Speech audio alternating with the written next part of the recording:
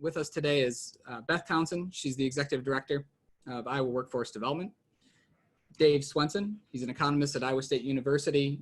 He's been a huge help on our economic forecast panels in the past and has a lot of insight into the state's labor market. David Leto, he's the president of ManpowerGroup, executive search firm. Kathy Joblinske, she's a market president of executive vice president at ManpowerGroup. And then Lori McCarty, a chief strategy officer at Holmes, Murphy and Associates.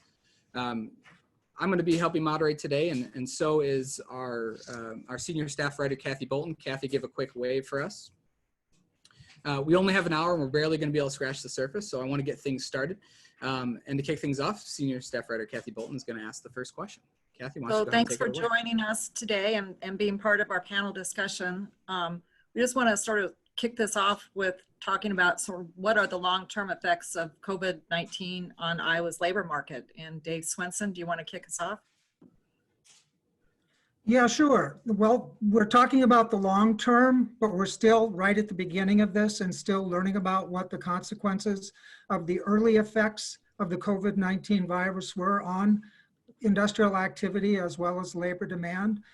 We're going to learn more about it as we move through, but expectations are going to be for a very depressed job market for several quarters, if 3, 4, maybe 5 quarters before we work our way out of this. Unemployment is expected to be up and stay up for much of this year. And we don't know particularly which industries are going to react how and when as a consequence of this. And so watching how that happens over the next few quarters, the next few months, is going to give us some insights into what to expect as we get into third and the fourth quarter and then on into next year. We had early numbers that just came out from the Bureau of Economic Analysis. GDP was down last quarter, 4.8%. Most of that was driven by consumer spending reductions. And so while we pay attention to industrial activity, we also need to pay attention over this time period about the capacity of consumers to consume, to buy, and to participate like they used to in the economy. Again, stay tuned, much to learn, and we'll learn more today during this broadcast. Thanks, Dave. Beth? Sure, I think Dave is exactly right. I think it's such a fluid situation. It's hard to know what this is going to look like on the other side. I would have said something different 2 weeks ago than I would say today. So that leads me to believe I'll say something different in 2 weeks. So we'll just have to see how the limited reopening of the 77 counties go. The number that I continue to watch is the number of continuing claims that we report each week, and as long as that number continues to increase or remain as high as it is right now, then that's a good indication that our unemployment is going to be with us for an extended period of time. And so I'm hopeful that because this was such a quick occurring event, it wasn't like a recession that kind of creeps up on you a little bit, that our recovery will also be quicker. But that remains to be seen.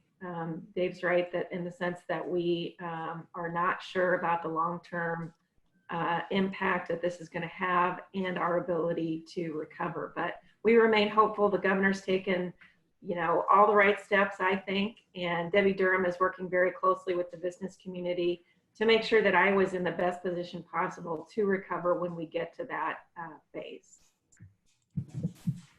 Thank you. Dave Leto. Yeah, thanks, Kathy. And just really quick, thanks to the Business Record for doing these events and really making an impact on the community. I just appreciate the way you pivoted and changed your model during this time. And also thanks for making me dress up today. It's the first time in a while, so I do appreciate that. But just to echo their comments here, we just don't know a lot.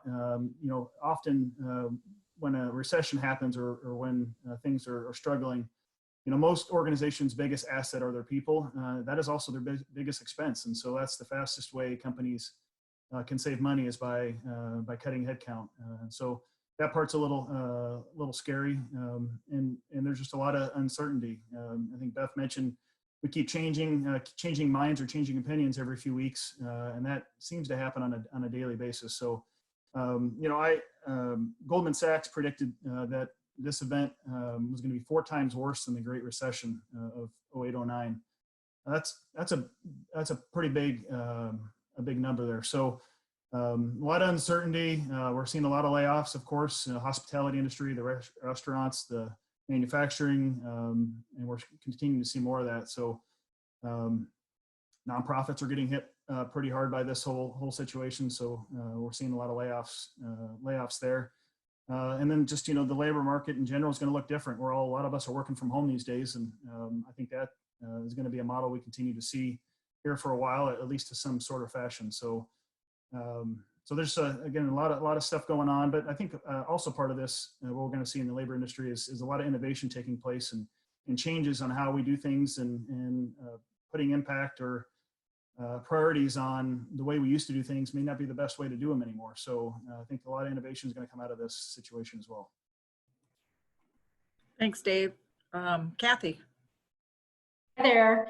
So we have seen a massive migration of workers from one industry to another. So overnight, and we've talked a lot about the talent mismatch, but it is definitely present now as we're shifting workers. And so I think long-term employers need to think about their training efforts and how they're recruiting, what's going to be different, where they're recruiting based on ability and skill set even more so than in the past. I think there's also going to be a new lens of that total cost of workforce. Absenteeism is definitely impacting employers today, whether it's they're ill, they've got a family member ill, they've got kids out of school. That will continue to be a concern for quite some time. So there's a lot of hidden costs in that total cost of workforce that we need to recalibrate. And then I think long-term thinking about workplace safety is going to be even more highlighted as we start reopening businesses back up. Companies really need to think about what message they're delivering to current employees and future employees if they have been working offsite and now they're bringing them back into their buildings. And Lori. Hi, good afternoon. I would echo a lot of the sentiments already expressed. I do think that in times of uncertainty, even for companies who otherwise are in a good financial position and would be looking to grow and add staff, the times of uncertainty, cause us to pull back and take a more conservative approach. So I think we're going to see a lot of that, even for companies that aren't, at least at this time, directly impacted. I think they're waiting to see if they'll, there's some industries that are immediately impacted, and then there's some that will have a cascading impact that they're waiting to see what that will be.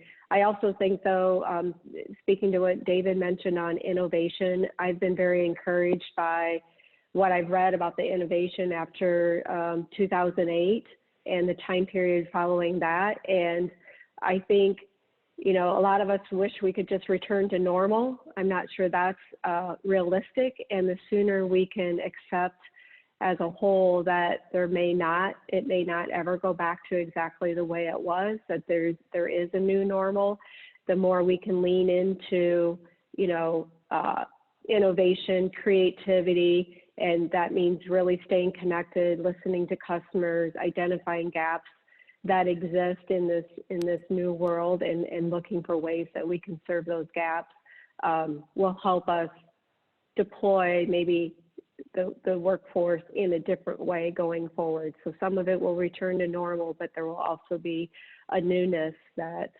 will be actually in hindsight maybe exciting to see. So